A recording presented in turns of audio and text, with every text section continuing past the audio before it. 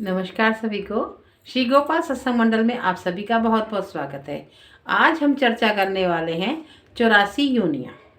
ये 84 योनियाँ हमें कैसे मिलती हैं। एक बार एक व्यक्ति संत के पास गया और जाकर के कहने लगा, प्रभु जो भी मिलता है वो मुझे यही सलाह देता है, अरे ये जीवन अनमोल है, इसमें कुछ नाम कमा ले, धन दौलत पैसा तेरा यहीं रखा रह जाएगा। तो प्रभु मुझे ऐसा कोई उपाय बताएं जिससे कि मेरा थोड़ा संसार में नाम हो जाए। तो संत ने कहा कि तुलसीदास ने क्या धन कमाया था, मीराबाई क्या बहुत पढ़ी लिखी थी। आप अपने जीवन में ईश्वर का ध्यान करो, ईश्वर का ध्यान करने से ही आप अमर हो जाओगे, आपका युगों युगों तक नाम रहेगा। तो उसने कहा लेकिन मैं ये नहीं समझ पा रहा ये 84 लाख योनियों का चक्कर क्या है। तब संत ने बताया कि हम इस जन्म में जो कर्म करते हैं, हम अपने आप को तो धोखा दे सकते हैं, संसार को तो धोखा दे सकते हैं, लेकिन ईश्वर को कोई धोखा नहीं दे सकता। उस ईश्वर ने इस मानव शरीर की रचना इस तरह से की है कि आप जैसे कर्म करोगे आपके नए नए जन्मों का निर्धारण होता जाएगा। जैसे कि आप झूठ बोल करके ये समझते हो, किसी को दगा दे करके समझते हो मुझे तो किसी ने देखा ही नहीं, लेकिन एक ईश्वर है जो सबको देखता है।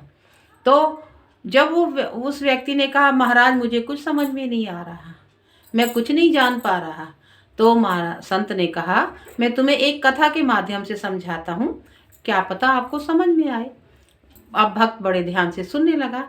तो संत ने कहा एक मादा बिच्छू एक बार में हजारों सैकड़ों हजारों बच्चों को जन्म देती है, लेकिन बच्चे को जन्म देना उस मादा बिच्छू के लिए कितना कष्टकारी होता है यह आपको नहीं पता। जन्म के साथ ही मादा बच्चे जितने जन्म देती है वो बच्चे उसके शरीर पर चढ़ जाते हैं, और क्योंकि बच्चे बहुत छोटे होते हैं इसलिए खाना पीना नहीं जानते, तो वो अपने माँ के शरीर को ही काटने लगते हैं और तब तक खाते रहते हैं काट काट कर जब तक कि मादा बिच्छू मर नहीं जाती। तो जानिए कि मादा बिच्छू का अंत कितना कष्टप्रद। इसी प्रकार ऐसे अनेकों जीव हैं जिन्हें हम अपनी आंखों से नहीं देख सकते और उनका अंत क्या है हम नहीं जानते। जैसे आपने सुना होगा समुद्र में बड़ी मछली छोटी मछली को खा जाती है, छोटी मछली उससे छोटी मछली को खा जाती है, शेर जंगली जानवरों का शिकार करके खा लेता है, और बकरी मुर्गा इनको मनुष्य ही काट करके खा जाता है।